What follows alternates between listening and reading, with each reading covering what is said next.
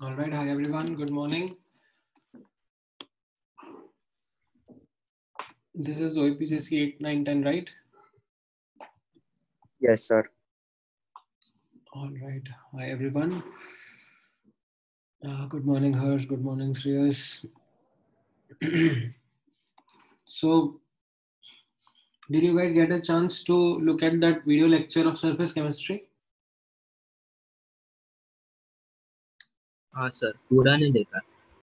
हाँ हाँ, of course, मतलब वो 5 घंटे का है, एक साथ तो पूरा नहीं देख पाओगे, प्रैक्टिकली पॉसिबल नहीं है, बट हाँ लाइक स्टार्ट जरूर करा होगा.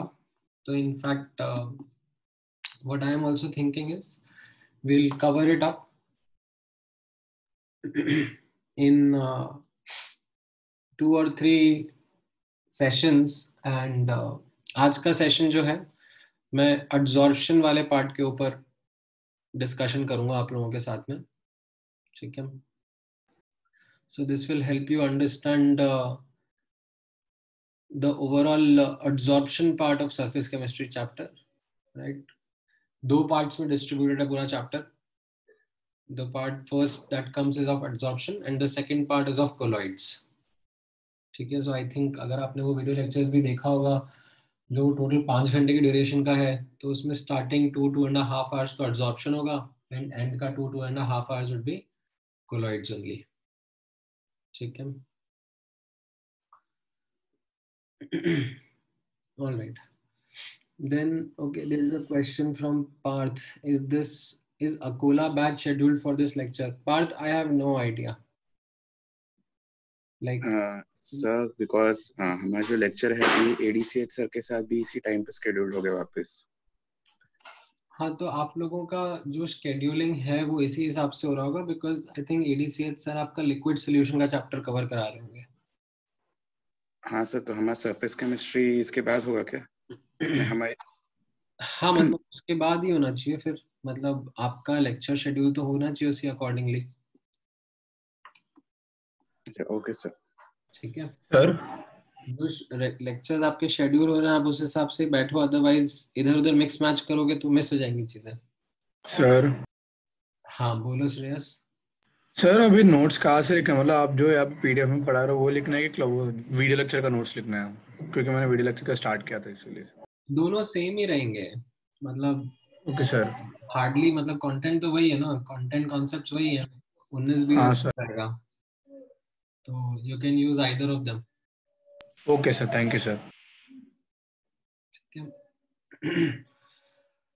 All right.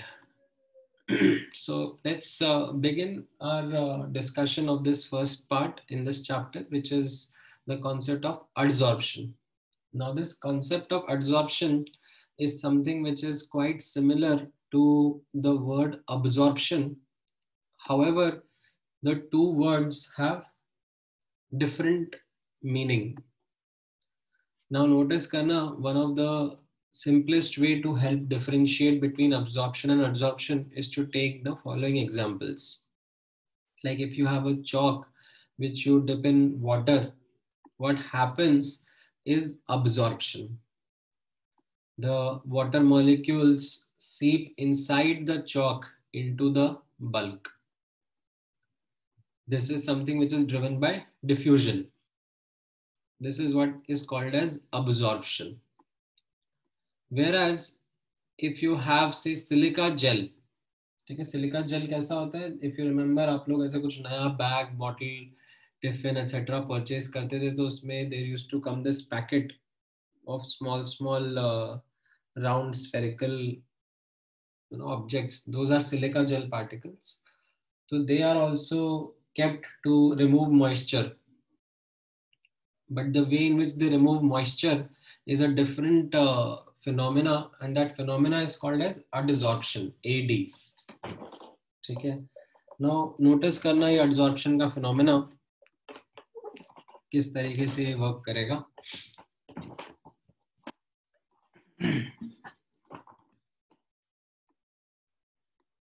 This adsorption phenomena, in this, the water vapor molecules, they are attracted on the surface of silica gel. Okay, they don't seep inside. the silica gel, they are on the surface only. And this process, this deposition of water vapor molecules on the surface of silica gel is driven by the attractive forces between the surface molecules and water vapor. The surface molecules of silica gel and water vapor. Now, this process is not driven by diffusion. So what I mean to say that diffusion happens from high concentration to low concentration. ठीक है, but यहाँ पर आप notice करोगे, like even if surface पर काफी सारा water vapor deposit हो गया है and surroundings में थोड़ा बहुत water vapor molecule बचा है, still the water vapor molecules can get absorbed on the surface. Even if there is low water vapor outside and surface पर काफी deposit हो गया है, but अगर तब भी surface पे खाली sites हैं तो वहां पर water vapor deposit हो जाएगा. So it is not driven by diffusion. जैसे absorption क्या था? Absorption was driven by diffusion. This is not driven by diffusion. It is driven by these attractive forces between the surface molecules and the water vapor. Sir, ठीक है, हाँ बोलो.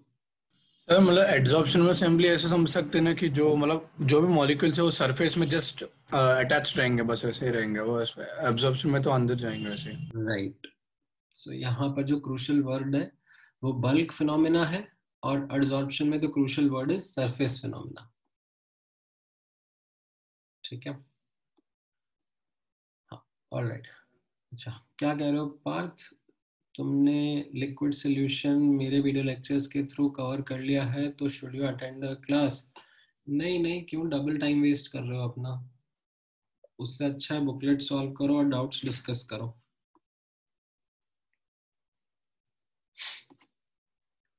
Sir, I am talking about this class, surface chemistry और अभी का.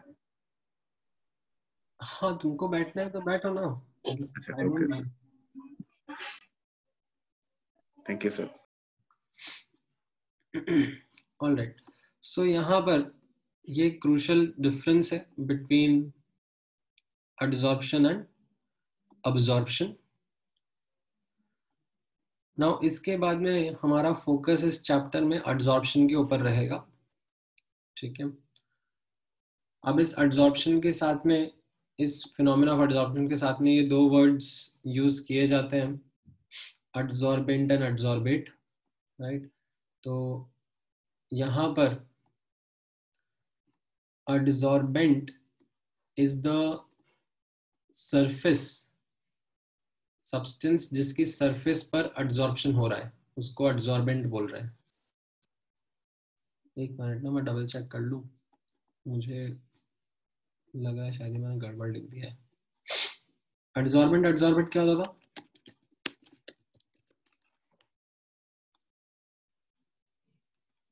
substance that adsorbs. ठीक है, adsorbent is the one जिसकी surface पर adsorption हो रहा है and adsorbate is the substance that is getting adsorbed.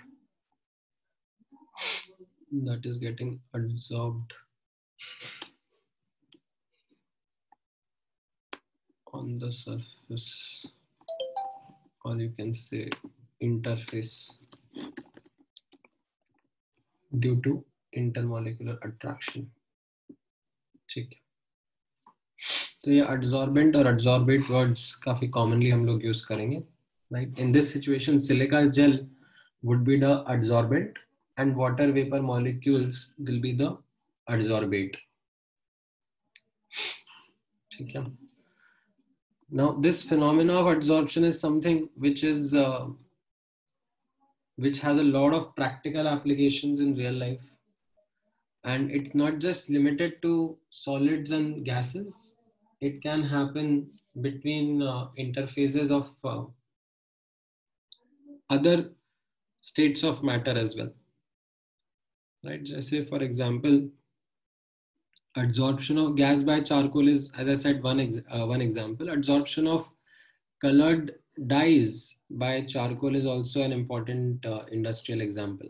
Like when you have these sugar processing units, sugar processing plants, तो उनमें कैसा होता है, जो रॉ शुगर निकाली जाती है वो कलरलेस नहीं होती, बट अपने घर पे जो शुगर आती है वो कलरलेस रहती है.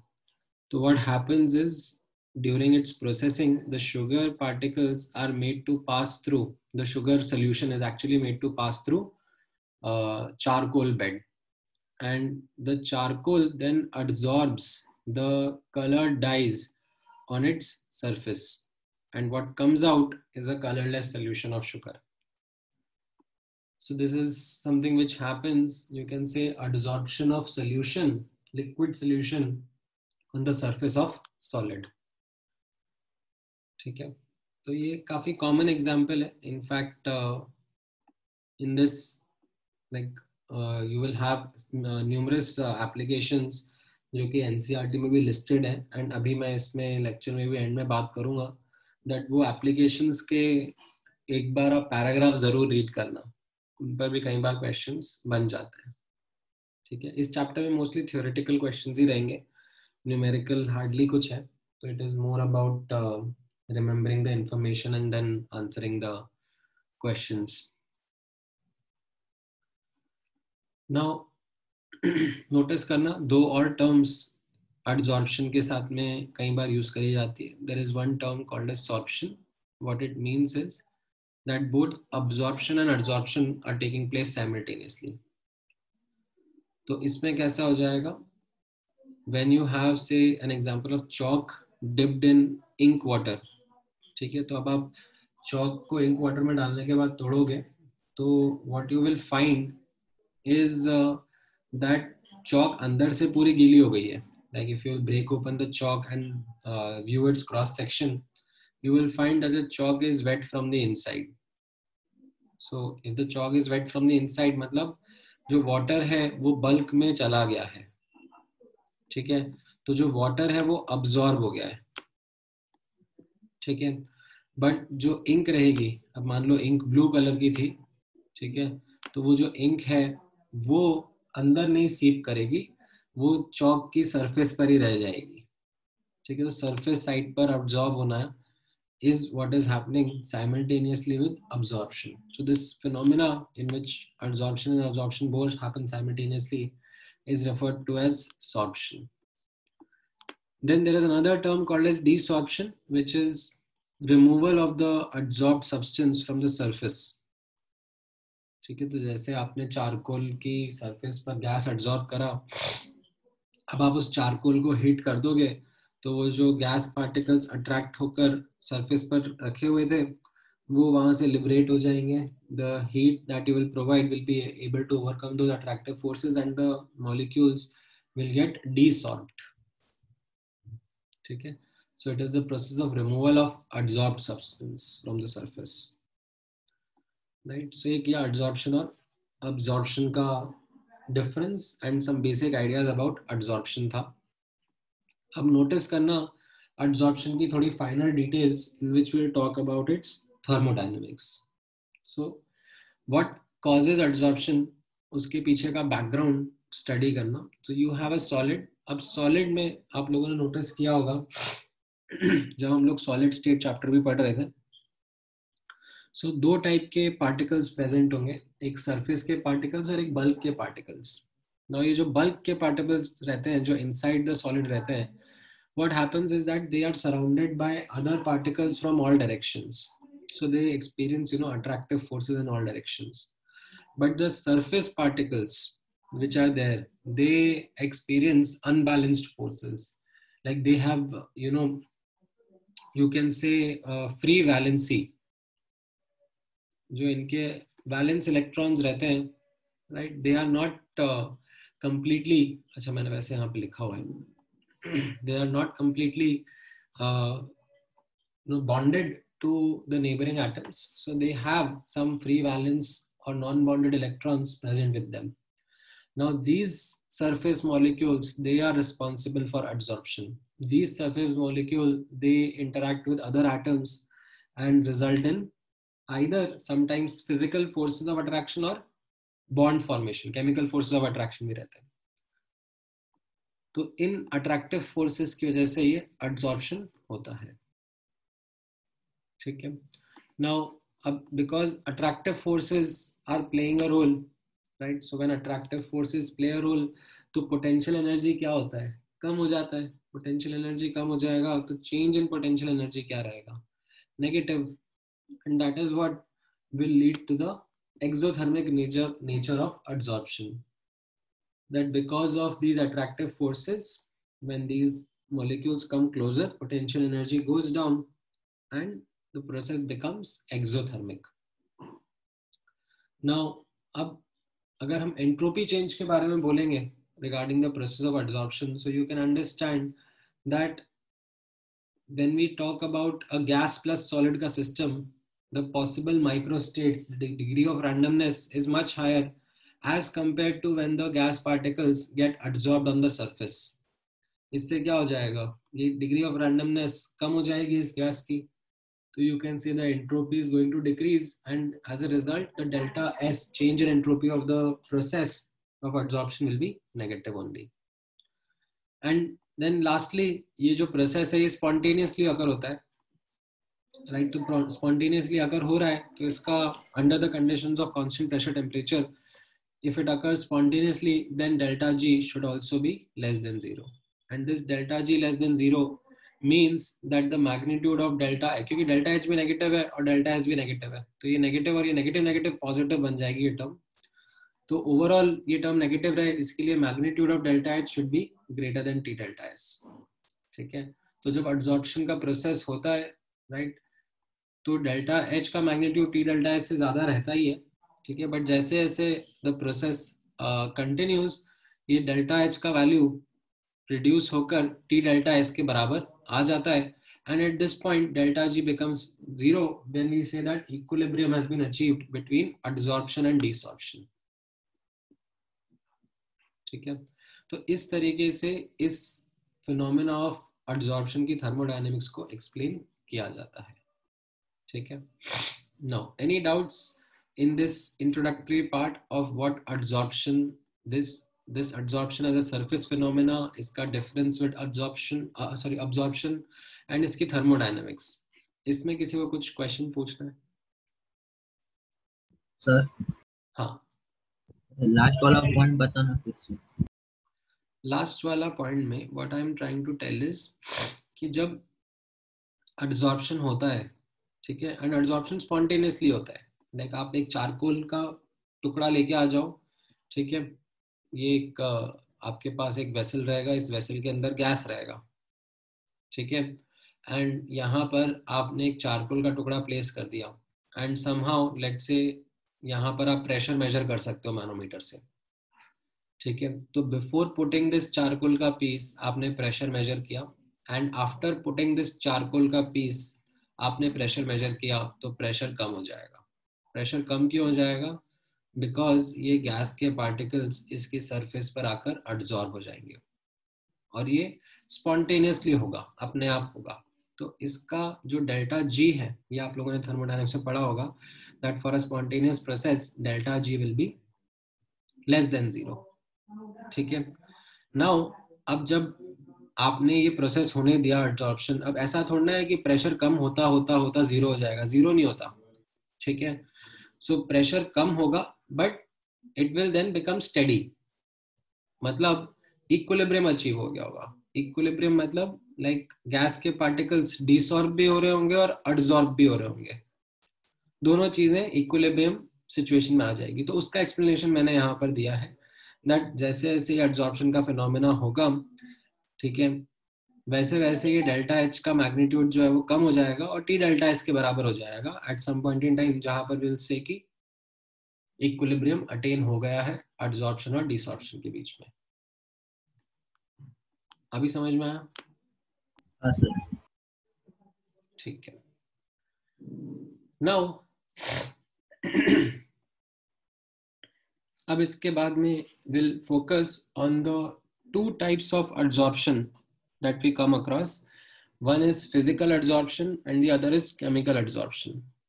ठीक है, physical adsorption में what is going to happen is gases are going to get absorbed on the surface through van der Waals forces. Weak van der Waals forces will be between the molecules of gases and the surface atoms.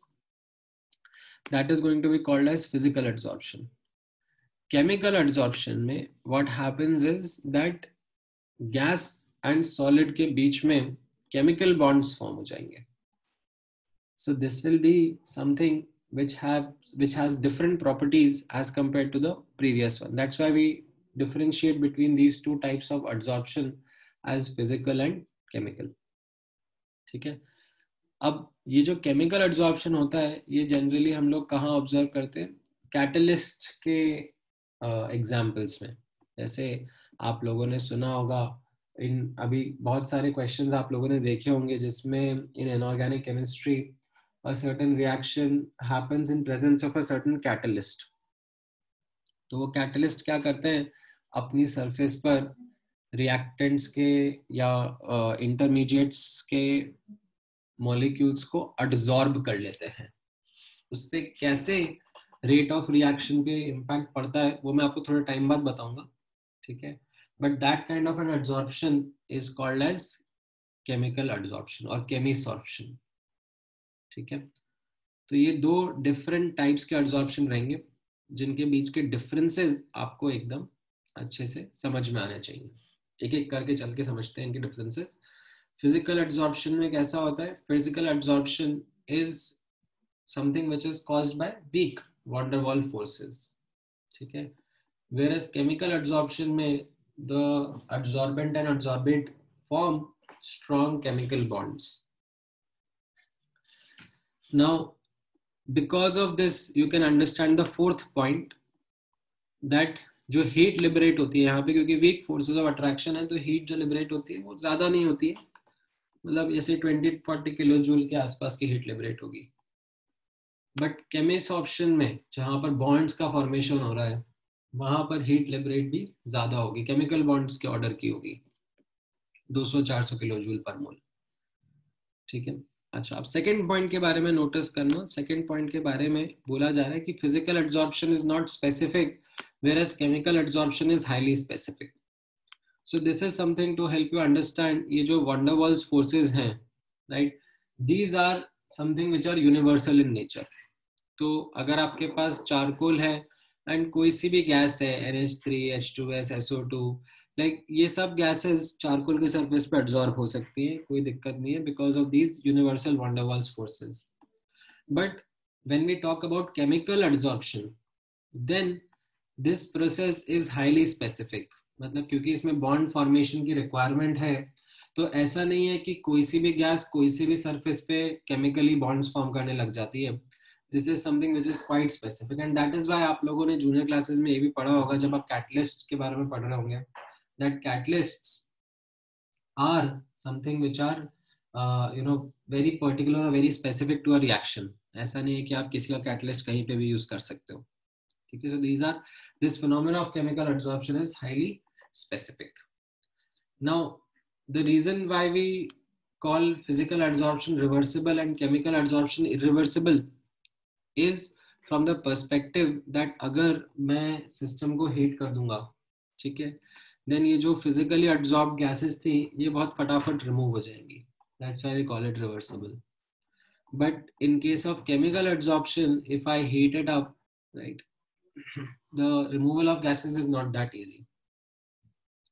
इसमें मतलब मुझे extreme heating करनी पड़े तब जाके शायद I will be able to remove the gases. Otherwise chemical absorption is difficult to remove the gases by heating.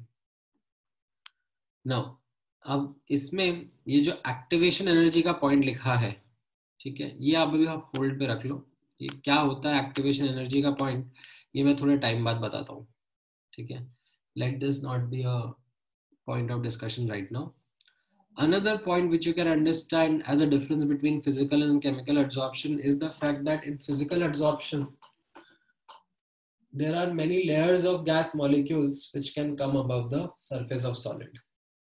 ठीक है. बिकॉज इसमें क्या है कि बॉन्ड फॉर्मेशन नहीं हो रहा है तो these are just attractive forces which can like be effective over a distance also.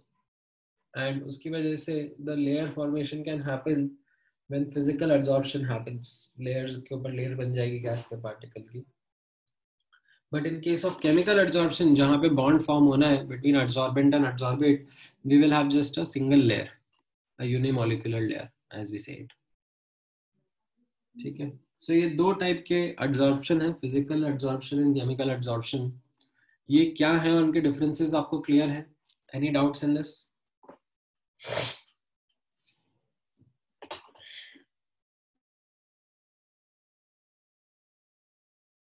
Sir बोलो. सर फिजिकल एब्जॉर्प्शन में मल्टीलेयर की फॉर्म होती है. Because van der Waals forces जो हैं, मतलब they can be effective over a range. मतलब ऐसा है कि यहाँ पे सॉलिड के मॉलिक्यूल्स हैं या सॉलिड के पार्टिकल्स हैं, अब उनके ऊपर गैस का एक लेयर फॉर्म हो गया, ठीक है. However, अब उसके ऊपर और अगर गैस के पार्टिकल्स आ रहे हैं तो they can still experience the attractive forces of the surface molecules and they can get attracted, they can be present on that surface. ठीक है. Definitely first layer से कम experience करेंगे वो attractive force, but the force can be enough to keep them on the surface, to keep them bound to the surface and get absorbed. However, यहाँ पर chemical adsorption में bond formation होनी है between adsorbent and adsorbate. तो एक layer के बाद में अगली लेयर बॉन्ड नहीं फॉर्म कर पाएगी ना विद द सरफेस मॉलिक्यूल्स. समझ में आया? हाँ sir. Alright. Any other doubt in this part?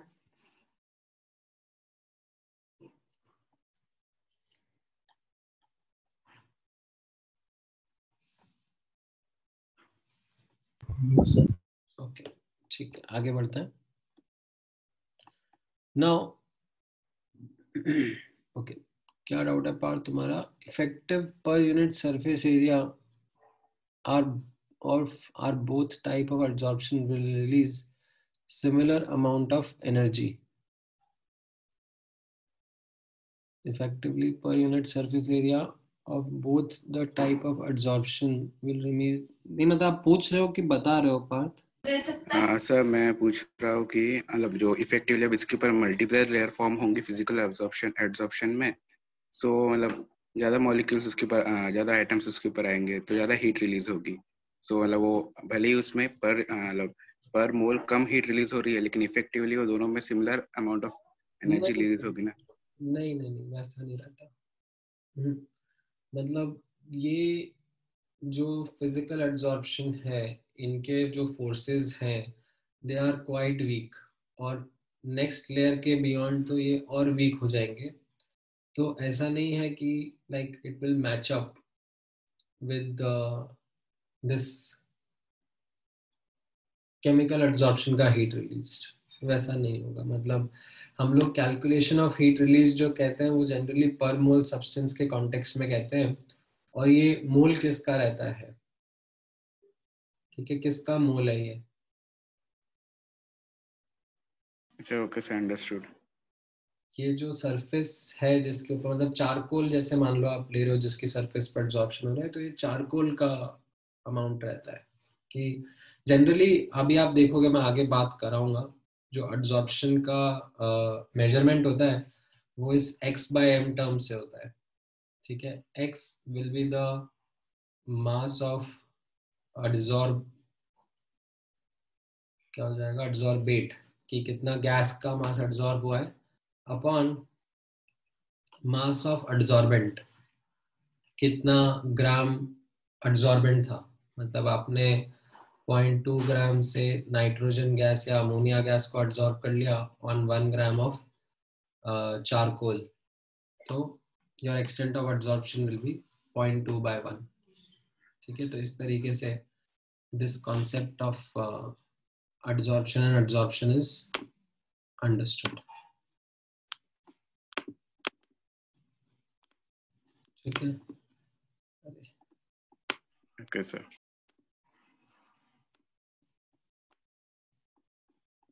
Now let's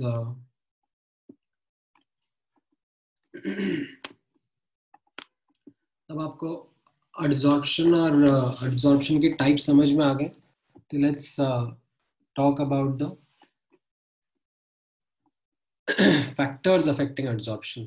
ठीक है, जब हम यहाँ पे फैक्टर्स के बारे में बात करेंगे तो प्राइमरीली मैं गैस का adsorption on the surface of solid को कॉन्टेक्स्ट ले रहा हूँ और उसमें फैक्टर्स का डिस्कशन कर रहा हूँ. ठीक है, तो एक एक करके हम लोग ये फैक्टर्स पढ़ते हैं. ठीक है, पहले आप लोग पढ़ो, फिर मैं एक्सप्लेन करता हूँ. ठीक है, read this up, then I will explain.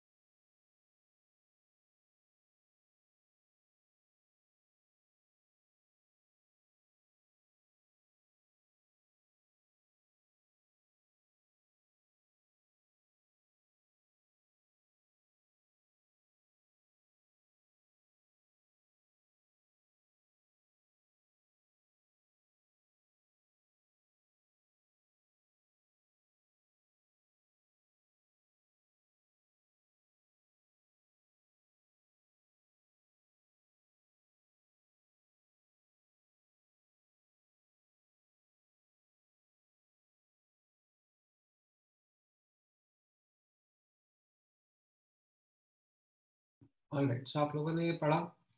अब इसमें नोटिस करना, ये फर्स्ट फैक्टर जो है, this is what we are talking as the nature of the gas, nature of the adsorbate.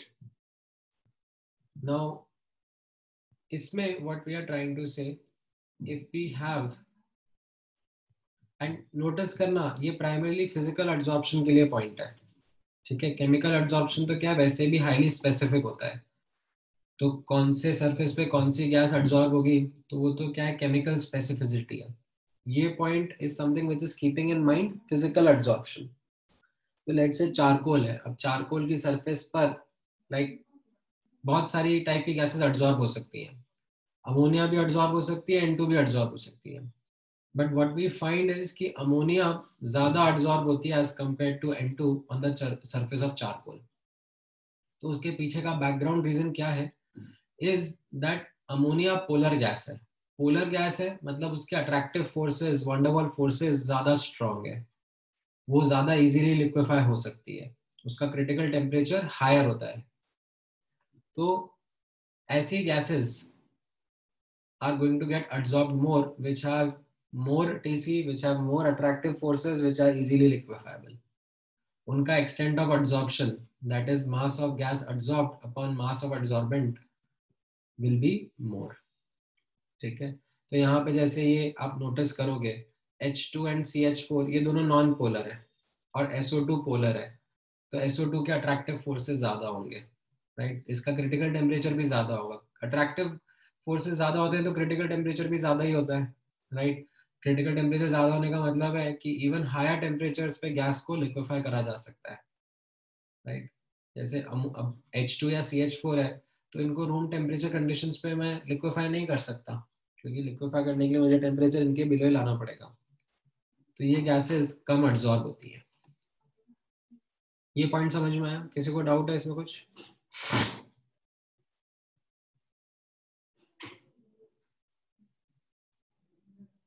No sir. ठीक है, all right, then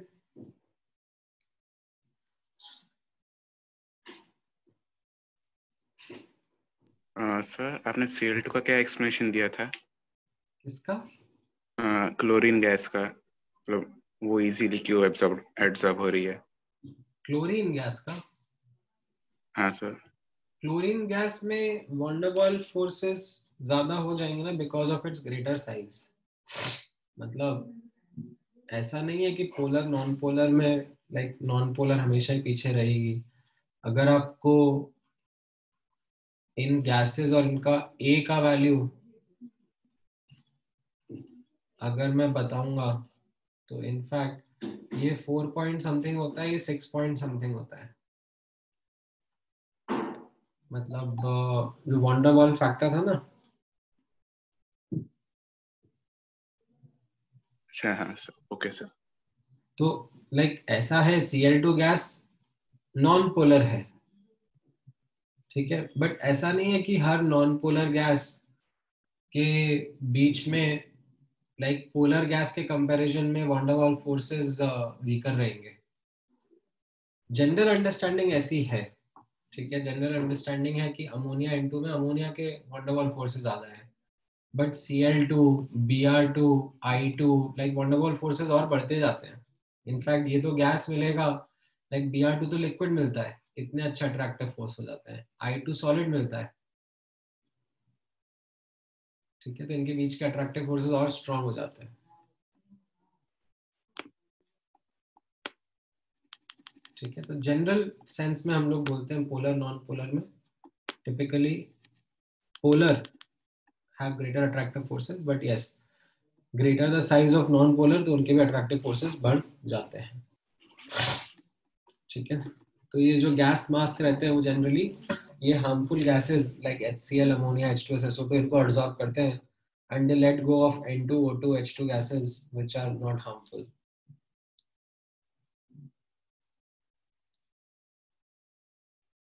ठीक है।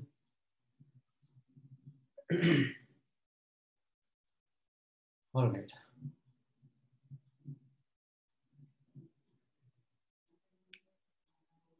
नाउ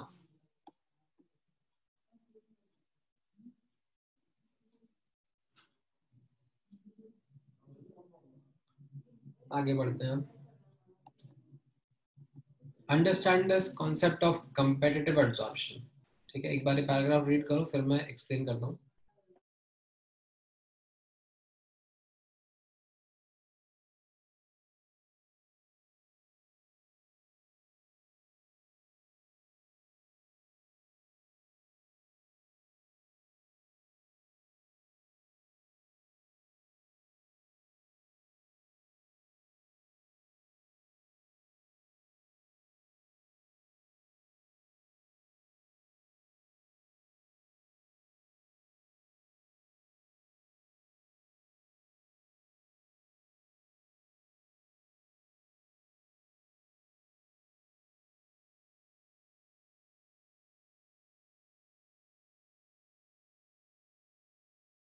ऑलराइट, सो ये कंपेटिटिव एब्जॉर्प्शन क्या है? Simply write, amongst the options if you have multiple gases, तो जो gas जिसका एक्सटेंट ऑफ एब्जॉर्प्शन ज्यादा होता है, ठीक है, वो ज्यादा एब्जॉर्ब होगी।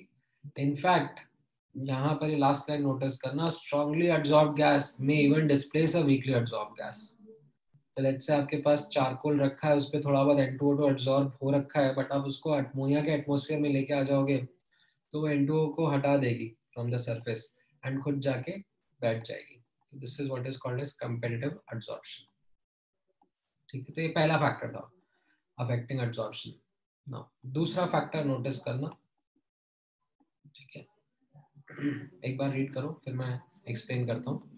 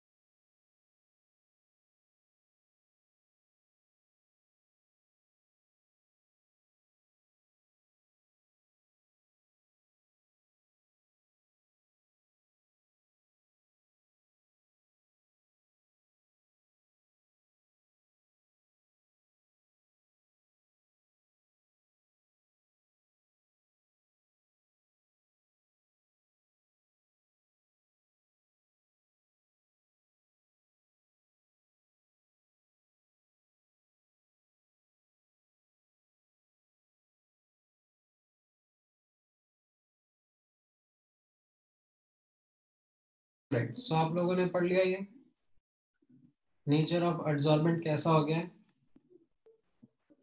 The extent of adsorption of gas depends upon, as I said, adsorbent also. ठीक है, तो इसमें अब what I'm trying to help you understand is that there is this different types of substance that will absorb different type of gas. तो generally जैसे जो chemisorption हम लोग observe करते हैं, like H2N2O2 gases का absorption होता है, तो generally ऐसे platinum, nickel इनकी surfaces पे होता है, जो finely divided transition metals होते हैं. They are able to absorb these permanent gases, you can say, or less liquefiable gases like H2N2O2. But these gases like HCl, ammonia, H2S, SO2, ये सब gases, they are absorbed over the surfaces of more porous, more activated sites of charcoal, silica gel, clay, या oxides of certain metals, right? उनकी surfaces पे इनका absorption ज़्यादा देखने को मिलता है. ठीक है, तो इसमें what I would recommend is ये examples ध्यान में रखना. That is what is going to be crucial. Then next factor देखना, ये भी adsorbent से related ही है. This factor is more related to the presence of surface sites. तो यहाँ पर notice करना, अगर powdered solid है, ठीक है, तो उसका surface area ज़्यादा रहता है. And greater the surface area, greater will be the extent of adsorption that will happen. ठीक है, अगर sometimes because of some reason जो surface sites हैं, ठीक है, वो already occupy हो गई हैं, तो उनको फिर heat करके उनकी surface sites को fresh करा जाएगा या उनको mechanically rub करके fresh करा जाएगा, but they will be made free and will be called as activated. So there are ways in which extent of adsorption can be increased by increasing the surface area. All right, then there is this effect of temperature. ये important है समझना आप लोगों के लिए, तो एक एक करके समझेंगे यहाँ पर. जैसे मैंने अभी आपको बताया थोड़ी देर पहले कि adsorption जो है वो exothermic phenomena है. तो आप लोगों ने chemical equilibrium chapter में पढ़ा था कि अगर कोई exothermic phenomena है, ठीक है, जिसके लिए हम लोग अगर temperature increase करेंगे, तो what impact will it have on that phenomena? Like it will increase the temperature, it will shift the equilibrium backward, right? So adsorption is going to get shifted in the backward direction if we increase the temperature. तो यहाँ पर आप notice करना कि temperature आप बढ़ाओगे तो extent of adsorption कम हो जाता है. This is the observation that you have for physical adsorption. Now, in case of chemical adsorption, ऐसा ही observation आना चाहिए था, but we kind of observe a slightly different curve, जहाँ पर पहले increase करके फिर decrease कर रहा है. ठीक है, तो ये decrease करने वाला point तो फिर भी समझ में आ जाता है हमको कि हाँ extent of adsorption decrease करना चाहिए, but ये increase क्यों हो रहा है initial increase करने से. तो what is it that is causing this? तो उसके पीछे समझना that this initial increase in chemisorption with increase in temperature is because of the activation energy required because of the bond formation that happens in chemical adsorption. तो आप लोगों ने देखा है कि chemical adsorption में bond formation के लिए जो energy लगेगी, अगर हम वो energy provide करने लग जाएंगे तो फिर extent of adsorption बढ़ जाता है. ठीक है, so this is something which is responsible for this initial increase, and later on then it decreases only.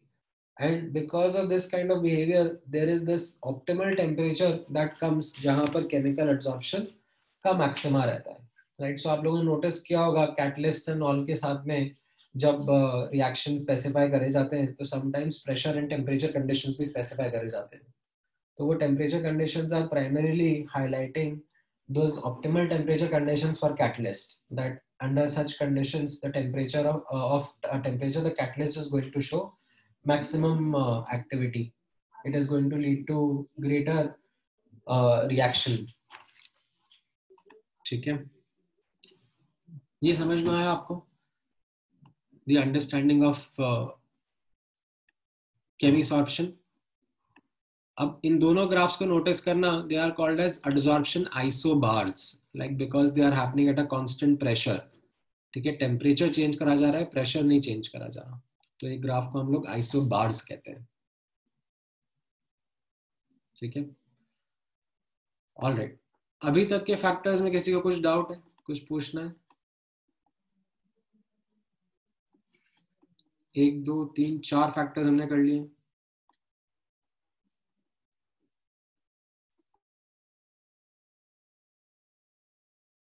Sir बोलो। आपने वो जो चारकोल का एग्जांपल बनाया था, वो NH3 पोलर बॉन्ड सिर्फ एब्जॉर्ब होती है, वो सिर्फ चारकोल के लिए या सबके लिए? नहीं, मतलब फिजिकल एब्जॉर्प्शन जिस पे भी हो रहा है, जैसे क्ले हो गया, क्ले के लिए भी एप्लीकेबल है वो, ऑक्साइड्स रहेंगे उनके लिए भी एप्लीकेबल रहेगा। चारकोल तो जस्ट एक एग्जांपल है।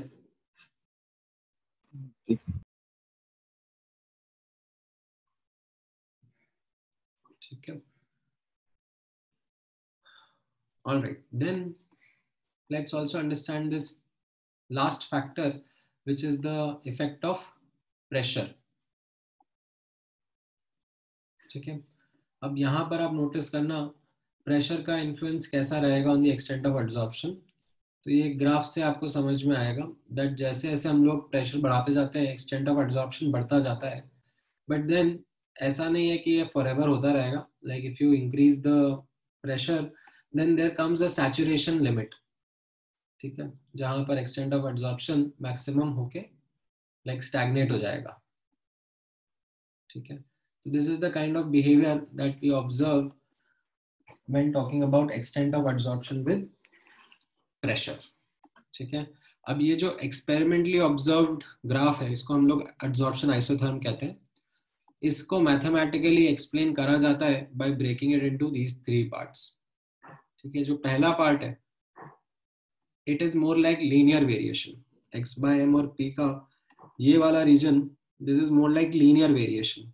ठीक है, देन ये मॉडरेट प्रेशर वाला जो पार्ट है, this is like non linear variation, कि हमने x by m को ऑब्जर्व किया तो वो प्री के साथ डिपेंड कर रहा है, but it is a non linear variation, ये कर्व काइंड ऑफ नेचर इसका ऑब्जर्व हो रहा है। And then high pressure region में what we are seeing is that extent of absorption becomes almost constant. तो इन तीनों पार्ट्स को एक्सप्लेन करा जाता है through this kind of a mathematical representation that x by m is proportional to p raised to the power of 1 by n, and this n का value under low pressure conditions is 1, which highlights the linear variation.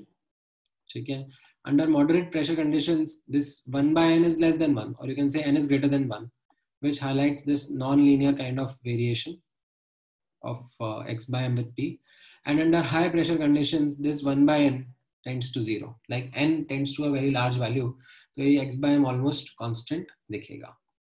ठीक है, so this is called as Freundlich adsorption isotherm. This is the kind of mathematical understanding of how extent of adsorption is changing with pressure. ठीक है, like इसमें the mathematical equation can also be understood logarithmically. तो इसमें मैं log ले लूँगा अगर इसी equation का, तो एक लीनियर ग्राफ बन जाएगा log x by m versus log p का, एंड ये स्लोप मुझे 1 by n की वैल्यू दे देगा, एंड y इंटरसेप्ट मुझे लाइक ये log k की वैल्यू दे देता है। ठीक है, जो ये मॉडरेट वेरिएशन वाला पार्ट है उसको समझने के लिए। ठीक है, so this is something which is called as Freundlich isotherm. अच्छा, एक लैंगमुइर एडसॉर्प्शन आइसोथर्म भी होता है to explain this kind of behaviour only, in which the equation is a bit different, mathematically उसको थोड़ा सा डिफरेंट देखा जाता है। तो ये तो फ्रॉन्डलिक एडसॉर्प्शन आइसोथर्म था। ठीक है, लैंगमुइर एडसॉर्प्शन आइसोथर्म भी नोटिस करना। ठीक है, मैं इसको थोड़ा सा यहाँ पे जगह बना देता हूँ। सो यहाँ पर मैं एज नोट करके डाल देता हूँ।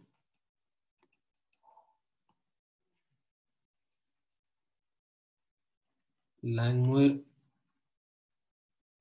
adsorption isotherm. So it explains the same graph only, but with a different equation which says x by m is equal to AP upon 1 plus BP. ठीक है, and A and B are these Langmuir parameters. Now इसको आप कैसे समझ सकते हो? ठीक है, लो प्रेशर रीजन में कैसा हो जाएगा, ये जो BP रहेगा ये आप नेग्लेक्ट कर सकते हो विद रेस्पेक्ट टू 1, ठीक है, under low pressure conditions you can neglect this BP. तो ये x/m कैसा आ गया, AP के बराबर, हाईलाइटिंग द लीनियर वेरिएशन. ठीक है,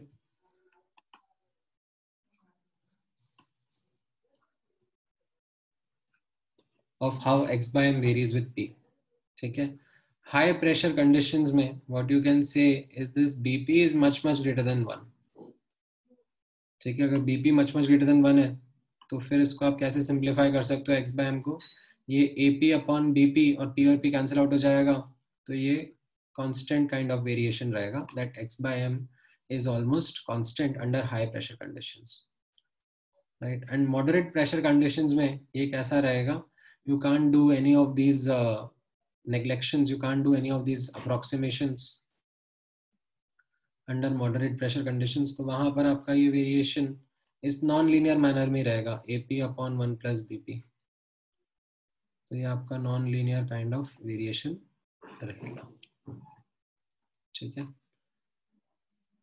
तो ये Langmuir adsorption isothermy is a way of mathematically explaining the variation of pressure with or extent of adsorption with pressure. ठीक है, Freundlich Langmuir दोनों models are there to try and explain this kind of observation. ठीक है, इन पर एक आध question मैं आपको बुकलेट से प्रैक्टिस कराता हूँ तो आपको थोड़ा सा आइडिया लगेगा. इस पे ही थोड़े बहुत न्यूमेरिकल क्वेश्चंस आ पाते हैं, अदरवाइज ऐसे कोई खास न्यूमेरिकल क्वेश्चंस आते नहीं है इस चैप्टर में से. So let me ask you to do 1 or 2 questions based on this.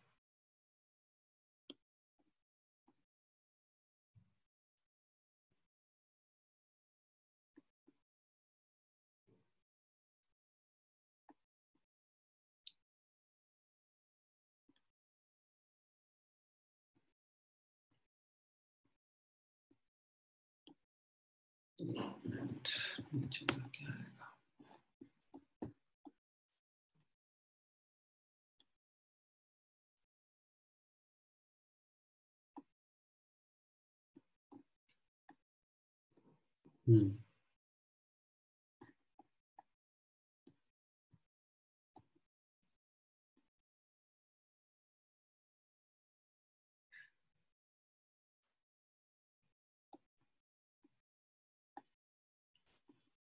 all right.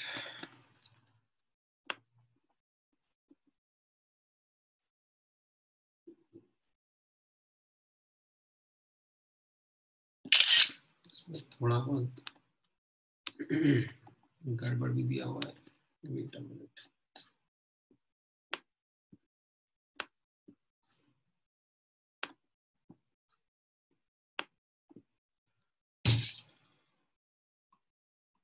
ये x/m है और इनफैक्ट log x/m है, राइट, एंड ये log p है. ठीक है, एंड ये straight line with a 45 degree. ठीक है, एंड x/m का वैल्यू पूछा जा रहा है, लाइक दिस इज 0.2.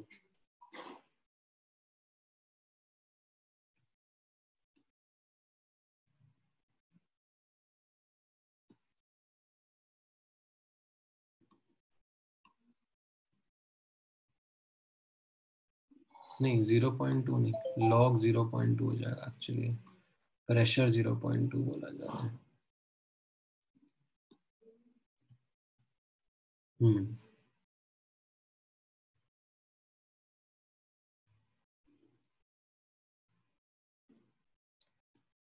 हाँ, मतलब हम लोग यहाँ पे आप नोटिस करो ना पार्थ, हम लोग फैक्टर्स अफेक्टिंग एडसॉर्प्शन पढ़ रहे हैं. एब्जॉर्प्शन जो है वो टेम्परेचर पे भी डिपेंड करेगा और प्रेशर पे भी डिपेंड करेगा, बट जब हम उनका एक एक को समझ रहे हैं तो बाकी पैरामीटर्स को कांस्टेंट रख रहे हैं। तो फ्रॉन्टलिक एब्जॉर्प्शन में हम लोग प्रेशर का डिपेंडेंस पढ़ रहे हैं तो हम लोग टेम्परेचर को कांस्टेंट रखे हुए हैं। ठीक है। हाँ अच्छा, सो ऐसा कोई क्वेश्चन नहीं आ सकता है क्या कि जो हमको कांस्टेंट का डिपेंडेंसी पूछा रहा कि टेम्परेचर, जैसे हमने थर्मोडायनेमिक्स में किया था, डिफरेंट जो कांस्टेंट्स को टेम्परेचर के साथ वेरी किया था। जैसे फॉर एग्जांपल मैं आपसे लुको ये वाला क्वेश्चन पूछता हूँ, आई थिंक इससे आप आंसर कर पाओगे। Let me put that question in front of you. Okay, एक minute, let me stop the screen share and then let me put that question ताकि you will be in a better position to answer.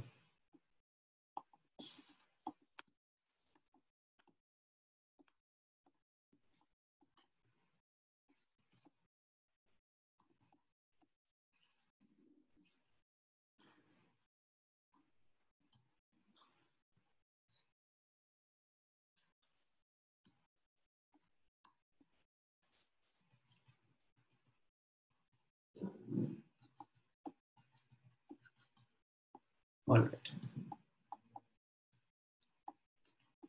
क्या relationship रहेगा T1 T2 T3 में? कौन सा कम कौन सा ज्यादा?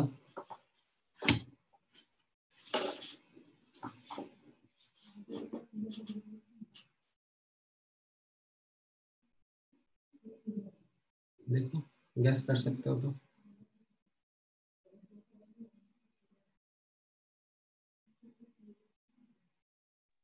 T1 is less than, T2 is less than T3. Correct. ठीक है, क्योंकि टेम्परेचर कम होगा तो एक्सटेंट ऑफ एब्जॉर्प्शन ज्यादा होगा ना, कोई भी एक पर्टिकुलर प्रेशर पर। ठीक है।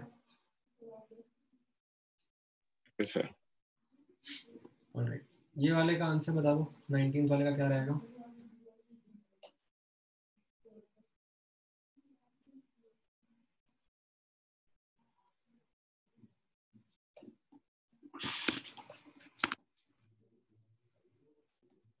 ठीक है।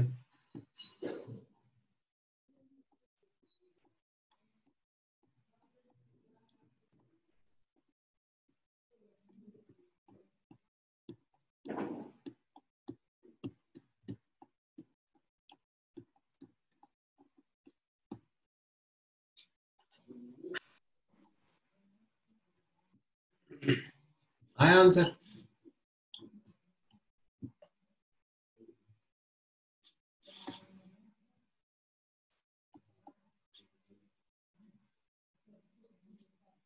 लाइक ये फ्रॉन्टलिक इक्वेशन हो गया ना आपका, x by m is equal to k p raised to the power of 1 by n, right?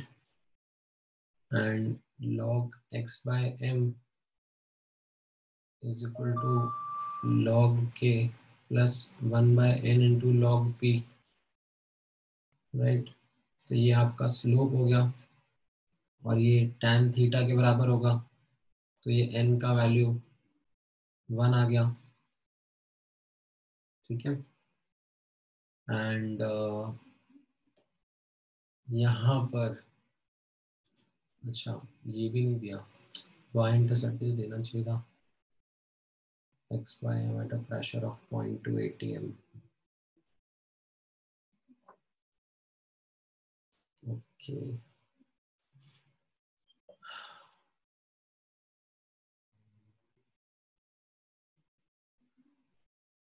इसमें y इंटरसेप्ट भी दे देना चाहिए था, विद इंटरसेप्ट OA, इसकी वैल्यू ही नहीं दी है। अरे यार ये तो क्या गड़बड़ क्वेश्चन है।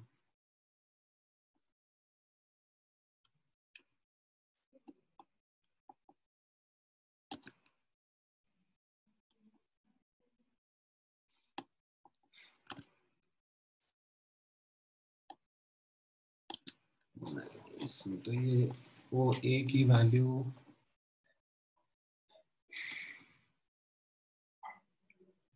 देनी चाहिए थी।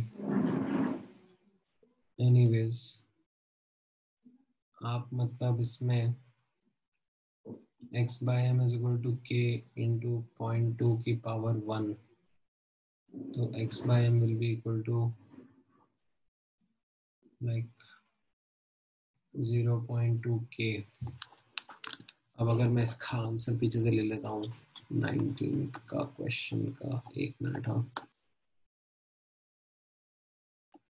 19th क्वेश्चन का आंसर क्या रहेगा?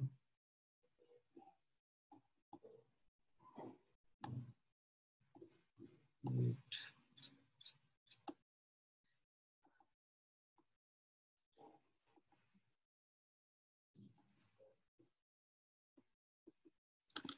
ऑप्शन, तो मतलब k भी 0.2 है, k 0.2 है, तो log k, ये जो OA है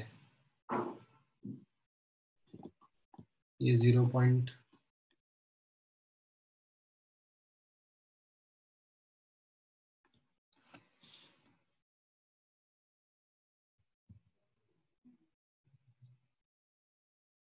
y is equal to mx plus c,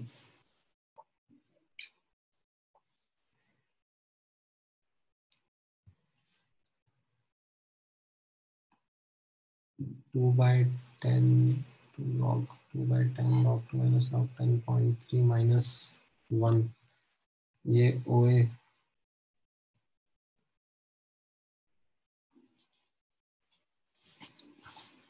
किसके बराबर हो जाएगा? अगर ये 0.4 आंसर होना है तो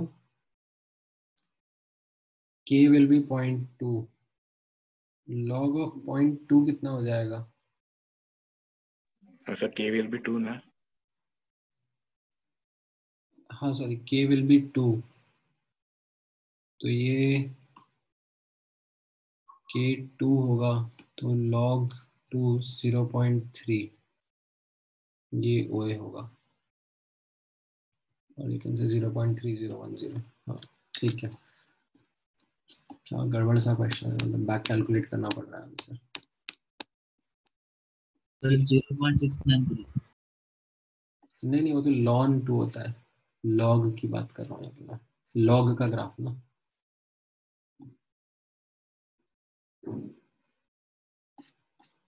ठीक है।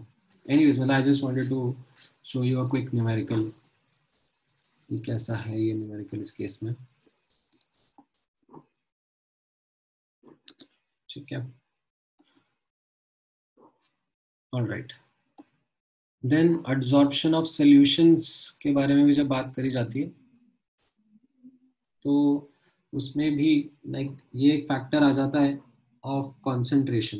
लाइक ये जो ऊपर मैंने यहाँ पर आपको फैक्टर्स बताए, ठीक है, nature of gas, nature of adsorbent, activation area of adsorbent, temperature, pressure, ये सब factors primarily we understood keeping in mind adsorption of gas and solid. ठीक है, अब अगर मान लो ऐसा कोई एग्जांपल आ रहा है जहाँ पर एडजॉर्प्शन फ्रॉम सॉल्यूशन हो रहा है, तो उसमें कंसंट्रेशन का फैक्टर भी हम लोग लेते हैं rather than pressure। यहाँ पर you can say more dependence is on concentration and the dependence is similar to what pressure का dependence was। तो ये Freundlich relationship से ही explain हो जाता है of how extent of absorption would depend on concentration। ठीक है, then जैसा मैंने आपको बोला था that ये extent of absorption sorry application of adsorption काफ़ी सारे रहेंगे, तो इनको आप एनसीईआरटी से ज़रूर देखना। ठीक है, स्पेशली ये जो मैंने टिक मार्क कर रखे हैं ये एप्लीकेशंस आप ध्यान से नोटिस करना। जैसे पहला एडजॉर्प्शन, पहला एप्लीकेशन है production of high vacuum, right. तो ये कैसा है, आपको वैक्यूम कैसे क्रिएट करना होता है, लाइक आप एक वेसल में सक्शन पंप लगा दोगे, राइट, एंड वो सक्शन पंप गैस को निकाल लेगा। बट अब पंप जो है वो ऐसे नहीं होते हैं कि यहाँ पर परफेक्ट वैक्यूम क्रिएट कर पाएंगे, उनकी भी एक प्रैक्टिकल लिमिट होती है। तो after sucking out most of the air there is still air और you can say gas present inside, तो अब आप इसमें इंट्रोड्यूस कर दो चारकोल, तो वो चारकोल वो बची हुई गैस को भी अब्सॉर्ब कर लेगा अपनी सरफेस पर, and it will help you create an ultra high vacuum. ठीक है, so traces of gases are also adsorbed. So this is one important application of adsorption. ठीक है, गैस मास्क में तो मैंने आपको बताया ही है कि कैसे harmful gases like SO2, H2S etc. ये सब अब्सॉर्ब हो जाती हैं because they are more you can say liquefiable, they have greater attractive forces. ठीक है, whereas N2, O2, H2 ऐसी गैसेस पास हो जाएंगी. देन ह्यूमिडिटी कंट्रोल के लिए भी मैंने आपको 2 एग्जांपल बताया अभी, silica gel, aluminium gel. Like इनमें कैसा होता है कि इनकी सरफेस के ऊपर वाटर वेपर के मॉलिक्यूल्स अच्छे से अब्सॉर्ब हो जाते हैं. Then removal of colouring matter from solution, ये मैंने अभी शुगर की रिफाइनिंग प्रोसेसिंग के बारे में आपको बताया, जिसमें चारकोल यूज करके शुगर के रॉ सोल्यूशन को कलरलेस कैसे बनाया जाता है. ठीक है, देन ये हेट्रोजीनियस कैटालिसिस, ये बहुत इंपॉर्टेंट एप्लीकेशन रहेगा एडसॉर्प्शन का. Like this is one of the most important adsorption का एप्लीकेशन जो कैटालिसिस की हम लोग बात करते हैं. इसको मैं थोड़ा डिटेल में आपको एक्सप्लेन करूंगा अभी. ठीक है, तो इसको मैंने अलग से हाईलाइट करा हुआ है. That is what we are going to study next. ठीक है, then you can also separate inert gases basis the concept of adsorption. Like extent of adsorption will be based on the type of attractive force और nature of attractive forces. And non polar में जैसे ऐसे size बढ़ता जाता है, attractive forces भी बढ़ते जाते हैं. देन सॉफ्टनिंग ऑफ वाटर में भी ये हेल्प करता है. इनमें कैसा होता है कि ये हार्ड वाटर किसकी वजह से होता है, because of presence of like calcium ion, magnesium ion, इसकी वजह से वाटर हार्ड रहता है.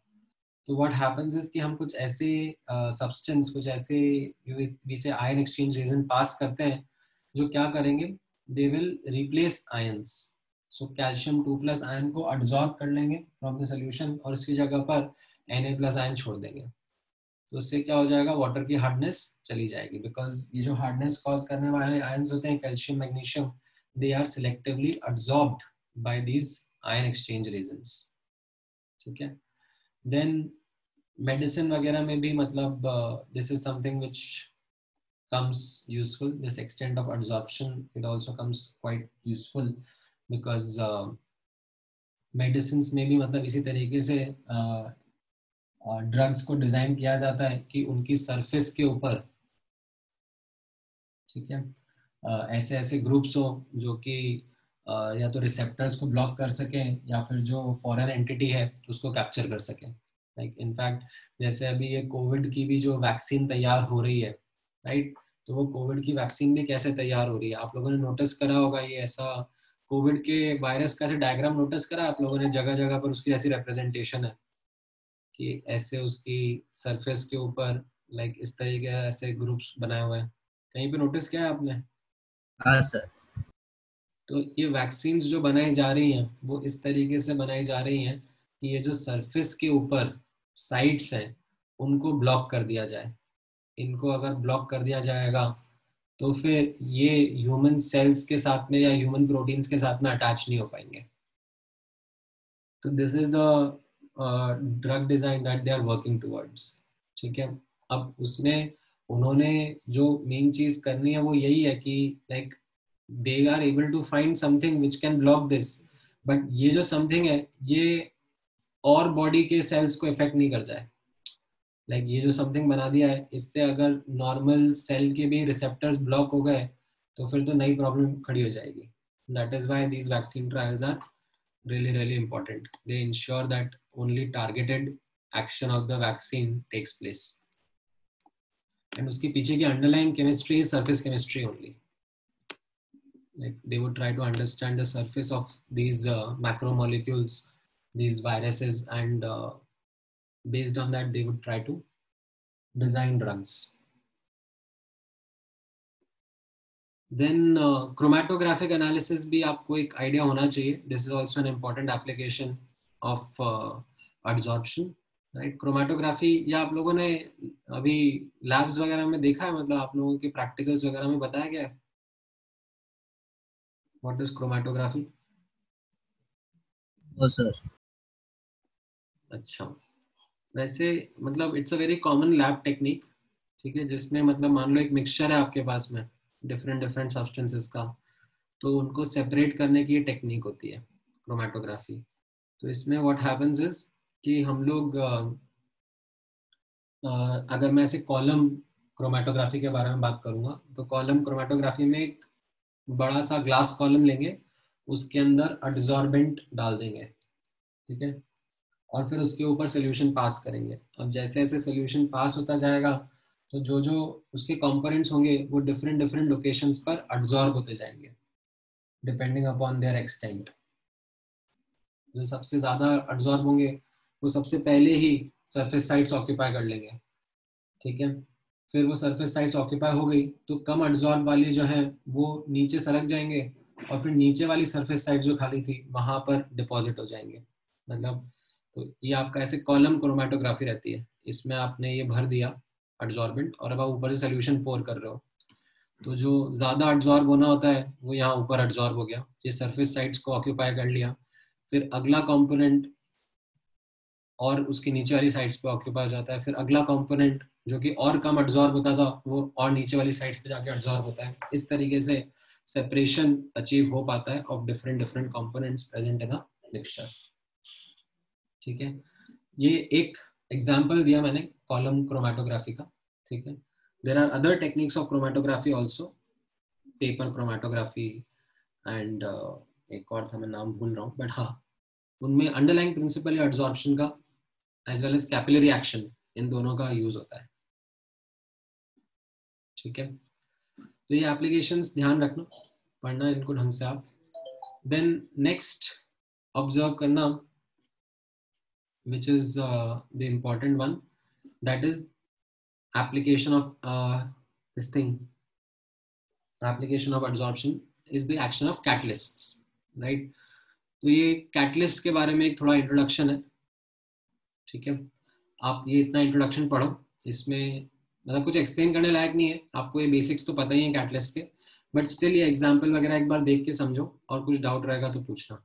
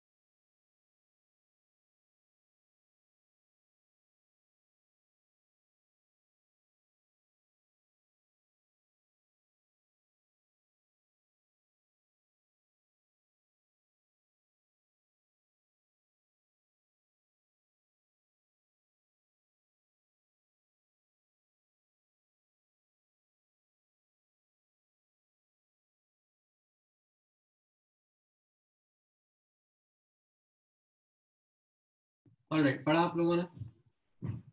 हाँ, अब इसमें बताओ कुछ डाउट है क्या? अच्छा, टेलीग्राम ग्रुप का लिंक चाहिए तुमको? अरे कितनी बार मैं शेयर करूं यार, तुम लोग आपस में ही ले सकते क्या एक दूसरे से? इतने कितने आइसोलेटेड हो रखे हो।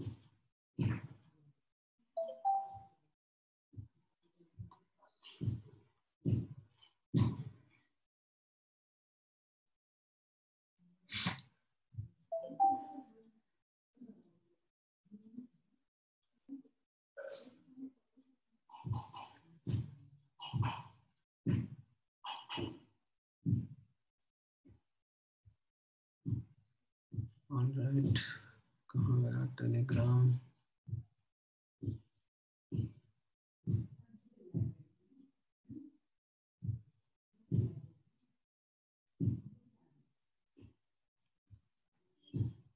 अब तुम मुझे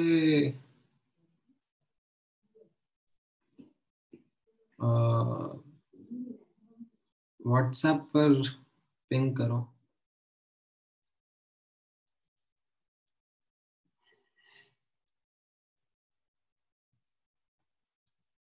तो मैं उस पर भेज देता हूँ।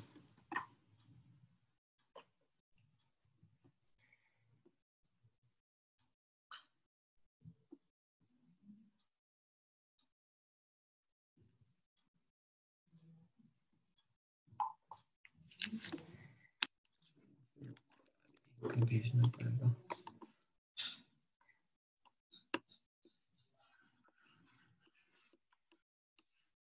अच्छा एक मिनट। एक तो ये टेलीग्राम का डेस्कटॉप आपके लिंक का ऑप्शन नहीं देता, ये बहुत ही वियर्ड है।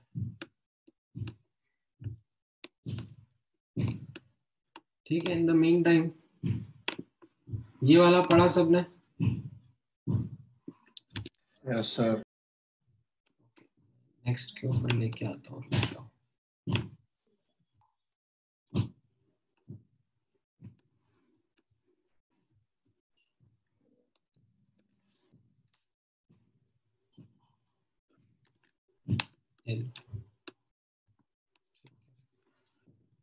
अच्छा, नाउ आप नोटिस करना, ये हेट्रोजीनियस कैटालिसिस है जहां पर एडजॉर्प्शन का कॉन्सेप्ट काम आता है।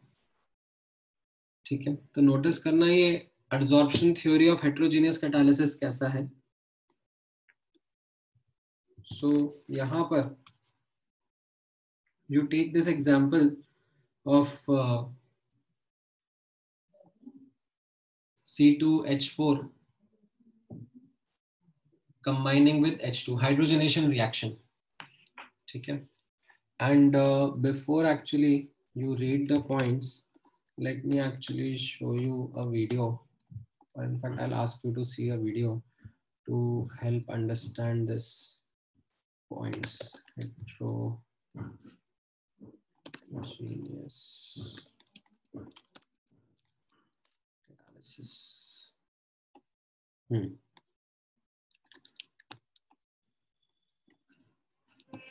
Addition.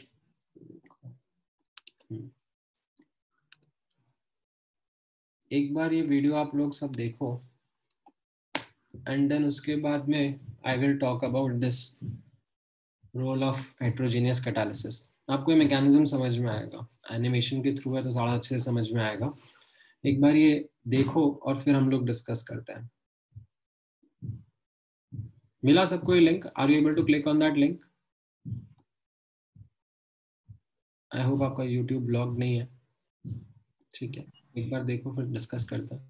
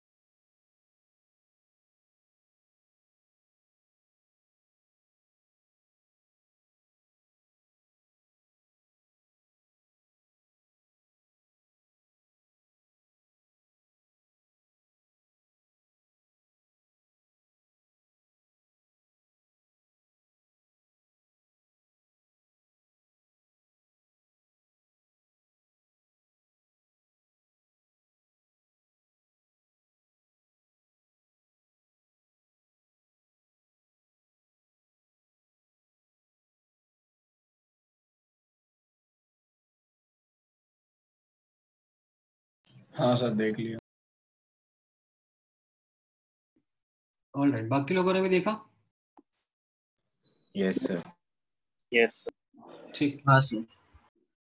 So I think what you got was a good visual context of how adsorption plays a role in catalysis, right? To kind of articulate it in a written manner, यहाँ पर notice करना इस mechanism में कैसा हो रहा है, reactants they diffuse to the surface and वहाँ पर पहले physisorption होता है, ठीक है? जैसे ये हाइड्रोजन का मॉलिक्यूल है, मान लो ये निकल की सरफेस पे आ रहा है, पहले फिजिकल एब्जॉर्प्शन होगा, ठीक है, वंडरवॉल फोर्सेस रहेंगे, वीक वंडरवॉल फोर्सेस रहेंगे, बट अब इसकी वजह से जो हाइड्रोजन हाइड्रोजन का बॉन्ड रहता है उसमें स्ट्रेन आ जाता है, वो हाइड्रोजन हाइड्रोजन का बॉन्ड वीक होने लगता है। नाउ अब नोटिस करना, under the specific conditions of chemisorption what happens, ये फिजिसॉर्प्शन केमिसॉर्प्शन में कन्वर्ट हो जाता है। दैट इज ये हाइड्रोजन हाइड्रोजन के बीच का बॉन्ड ब्रेक हो जाएगा और ये हाइड्रोजन के एटम्स जो हैं ये निकल के साथ में बॉन्ड हो जाएंगे, ठीक है। अब यहीं पर नेबरिंग आजू बाजू साइड में ही, ठीक है, अगर इथेन का मॉलिक्यूल भी प्रेजेंट रहता है, राइट, और वो भी केमिकली एब्जॉर्ब होता है, मतलब इसी तरीके से पहले फिजिकली एब्जॉर्ब होगा फिर केमिकली एब्जॉर्ब होगा, तो ये अब आजू बाजू के atoms on these surface sites they can form intermediate and that intermediate can lead to formation of a product and that product can then migrate away from the surface. So this is, you can say, a quick description of how heterogeneous catalysis works. समझ में आया?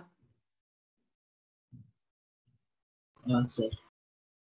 ठीक है, तो इससे rate of reaction काफी increase हो जाता है, बिकॉज विदाउट कैटलिस्ट इस रिएक्शन के होने के चांस काफी कम हो जाएंगे, मतलब लाइक द प्रोबेबिलिटी ऑफ ऐसे correct orientation and correct adequate energy में कोलिजन्स हो और फिर बॉन्ड का फॉर्मेशन हो, वो काफी डिफिकल्ट पॉसिबिलिटी है। बट यहाँ पर सरफेस के ऊपर क्या हो रहा है, एड्जॉर्प्शन होने से सरफेस में कॉन्सेंट्रेशन भी बढ़ जाती है, एंड दूसरा ये जो यू कैन से केमिसॉर्प्शन से जो एटम्स है उनके इंटरनल मॉलिक्यूल्स के इंटरनल बॉन्ड्स भी वीक हो जाते हैं, तो ये जो एक्टिवेशन एनर्जी रिक्वायर्ड होती है टू फॉर्म द इंटरमीडिएट ये भी कम हो जाती है। तो इन दोनों रीजंस की वजह से we see that the rate of reaction becomes much faster. ठीक है, समझ में आया ये? हाँ सर। अच्छा, अब इसमें कैसा रहता है that sometimes there are these substances called as promoters and inhibitors, ये भी आपने सुने होंगे, जैसे फॉर एग्जांपल हेबर्स प्रोसेस में आयरन कैटलिस्ट होता है, बट ये मोलिब्डेनम जो होता है वो प्रमोटर होता है। तो ये प्रमोटर का रोल क्या होता है, that is something which can also be explained and understood. यहाँ पर आप नोटिस करना that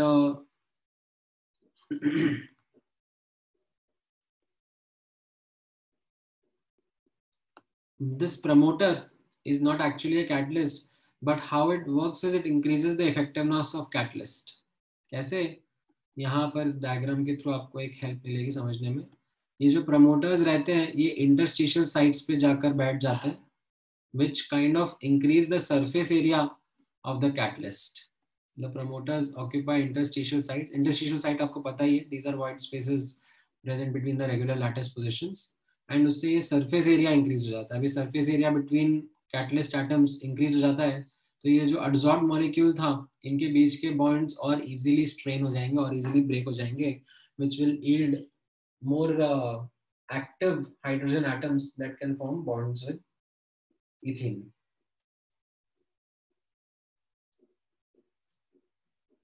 ठीक है, सो ये जो कैटलिस्ट है, सॉरी ये जो प्रमोटर है, they are not actually catalyst, they are not participating directly in the reaction, but they are you know kind of increasing the efficiency of the catalyst.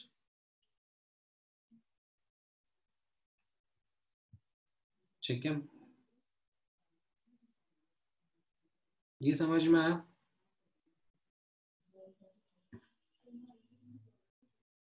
हाँ सर। ठीक है, ऑलराइट। नाउ ऐसे ही inhibitors भी होते हैं। Inhibitors they are actually also called as catalytic Poisson's.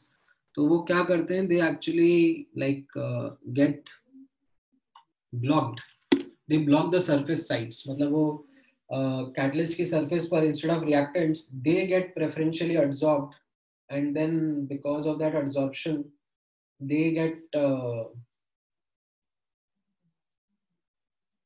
you can say um, they block the reactants from getting adsorbed on the surface of the catalyst. ठीक है, तो ये catalytic inhibitors and catalytic Poisson's का एक understanding है। ठीक है, ये समझ में आया आपको?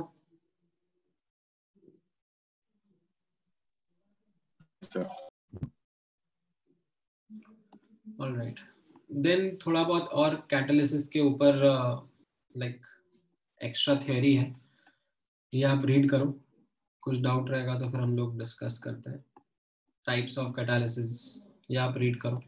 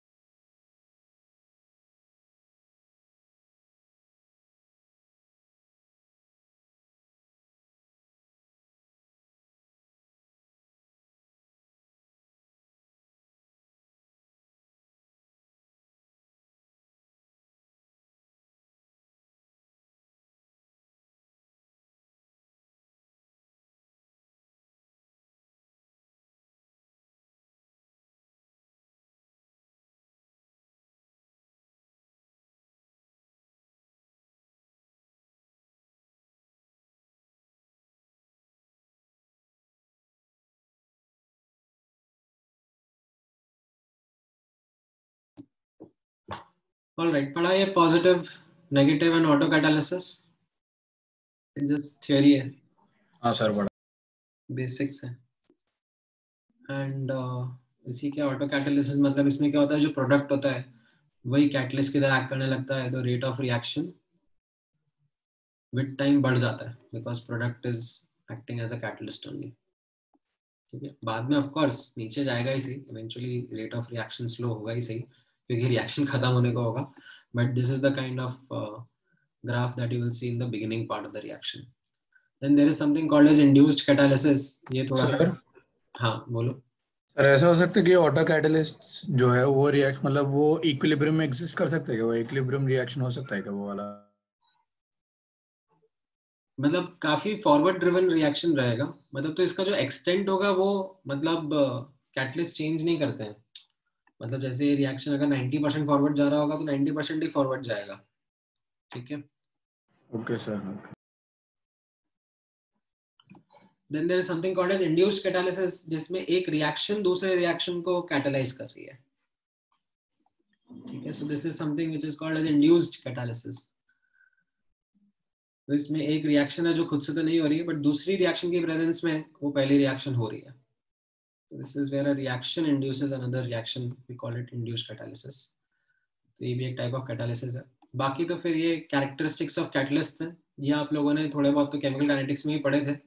एक सेट यहाँ पर भी मैंने ये बुलेट पॉइंट्स रखे हैं, तो ये आप पढ़ो। ठीक है, फिर उसके बाद में ये एक्टिविटी और सिलेक्टिविटी के बारे में मैं अलग से बात करूंगा, पहले आप इतना पढ़ लो, लेट मी नो अगर इसमें कहीं पे डाउट है तो। ये बुलेट पॉइंट्स देखो, समझो, ये कैटलिस्ट के बेसिक कैरेक्टरिस्टिक्स हैं, most of them you have studied before only.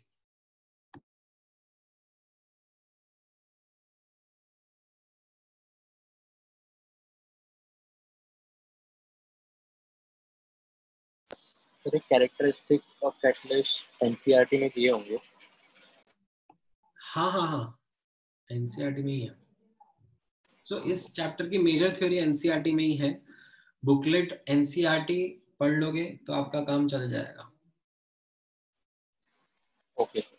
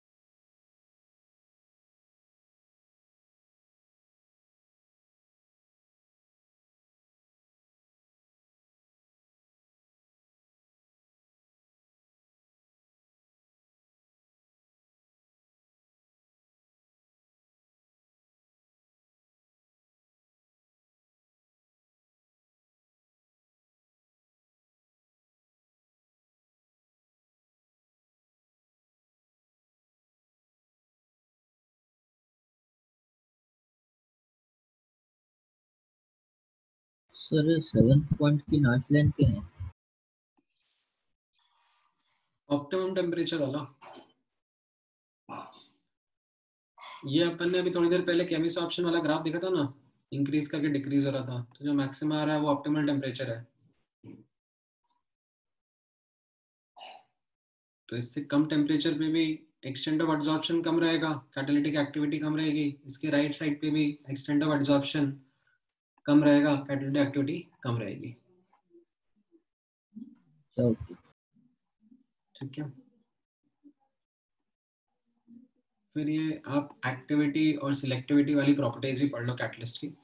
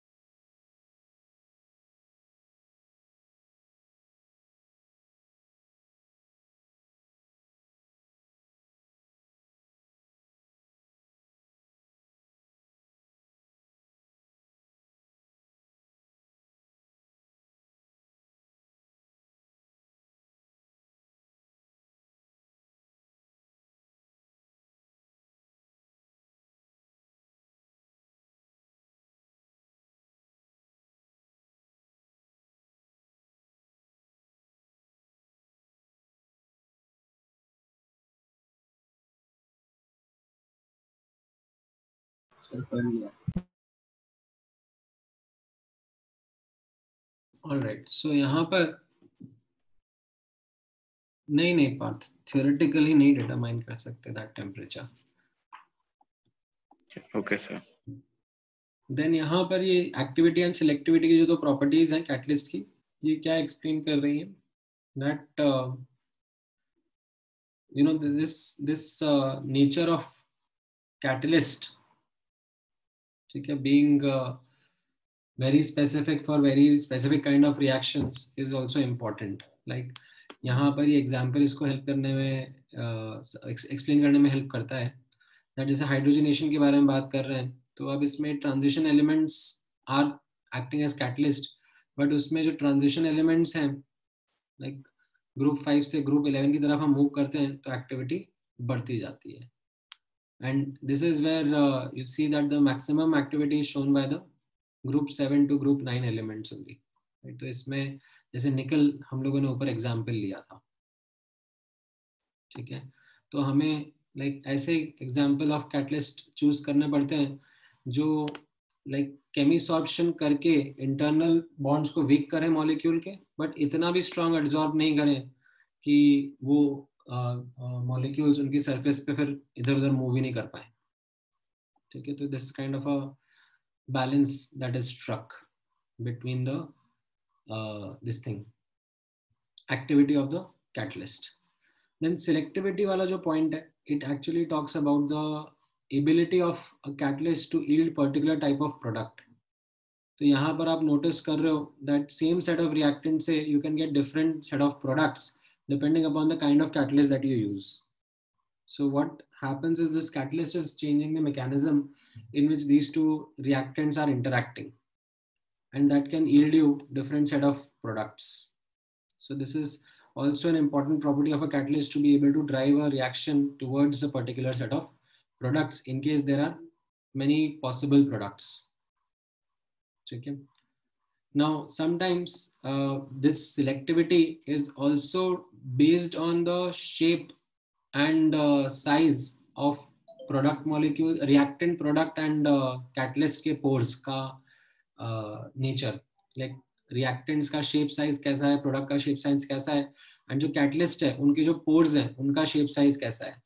तो इस शेप सिलेक्टिव नेचर के ऊपर based, right, if there are catalyst then they are called as shape selective catalyst. And उसमें ये सबसे फेमस एग्जांपल जियोलाइट्स का है, in which there are these special porous structures that are present which allow cracking of particular hydrocarbons into particular products. तो ये petrochemical industry में काफी use होता है, वाटर की सॉफ्टनिंग में भी यूज होते हैं, बट मेजर एप्लीकेशन का पेट्रोकेमिकल इंडस्ट्री में रहता है। तो एग्जांपल ऑफ जियोलाइट जरूर ध्यान में रखना, ठीक है। तो ये आपका पहला पार्ट था which was related to the adsorption phenomena, ठीक है। अब आप इसके क्वेश्चंस थोड़े बहुत रहेंगे, मैं भेजता हूँ ग्रुप पे, आप लोगों को प्रैक्टिस करना, एंड नेक्स्ट क्लास में वो डिस्कस करके हम लोग जो नेक्स्ट पार्ट है कोलॉइड्स वाला वो भी डिस्कस करेंगे। थोड़े बहुत क्वेश्चंस ये मैंने यहाँ पे करे हुए हैं, बट ठीक है, ये सब क्वेश्चंस आप ये एनसीईआरटी के एग्जाम्पलर क्वेश्चंस ही हैं, ठीक है। तो ये बुकलेट के क्वेश्चन भी आप प्रैक्टिस करोगे तो you will be good to know, as in good to go. तो ये आप नेक्स्ट क्लास में डिस्कस करना मेरे साथ में, एंड हम लोग कोलॉइड्स वाला पार्ट भी डिस्कस करेंगे, ठीक है। But do watch the video lecture before coming in, you will be in a more in a better position, ठीक है। Any doubts, something you would want to ask and understand, let me know.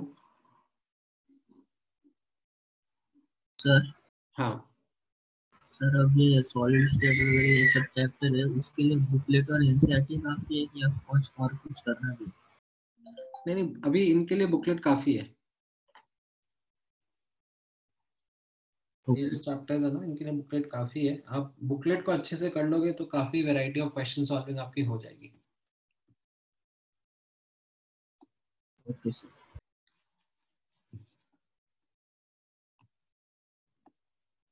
ठीक है। Sir इसका exam में weightage कितना है?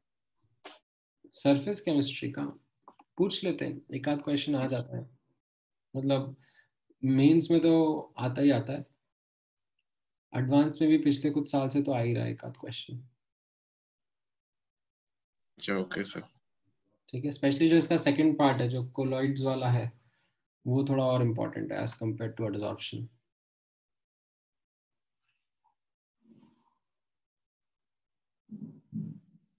ठीक है,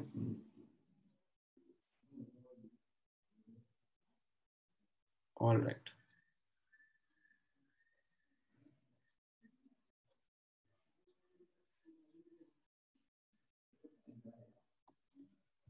ठीक है, चलो नेक्स्ट क्लास में डिस्कस करते हैं।